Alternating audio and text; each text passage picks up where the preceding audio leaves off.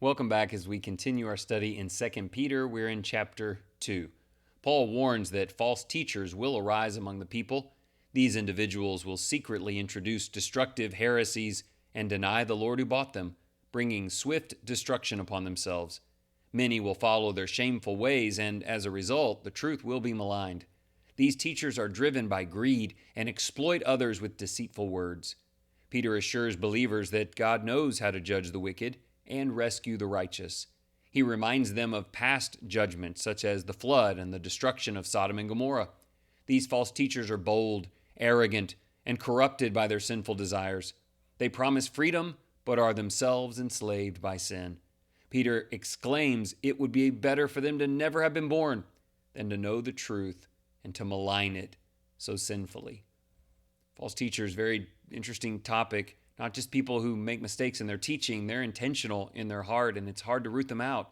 But God knows, God's in control, and He'll handle it.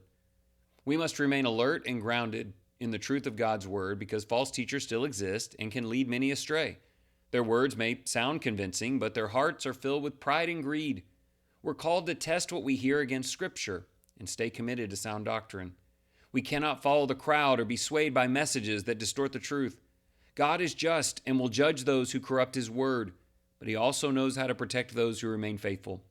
We must hold tightly to what is right, turn away from sinful desires, and live in a way that honors Christ. Our freedom is in Him, and we must never forsake our Savior. A couple of great tips here. 1 and 2 Peter talk a lot about the study and authenticity of the Word. If you want to protect yourself against deceptive teaching, know what the Scripture says, but also protect yourself against things like greed and selfishness, which is what's driving these men, and we want to stay clear of that. Here are 3 questions that might help us today. Number 1, how can you identify someone as a false teacher? Explain how it is about more than just the accuracy of the message. If you go through the New Testament, you may find someone who was wrong in their doctrine because they didn't know better and they needed to be taught. That's not a false teacher. A false teacher, there's some motives. There's a fruitlessness or a rottenness within them.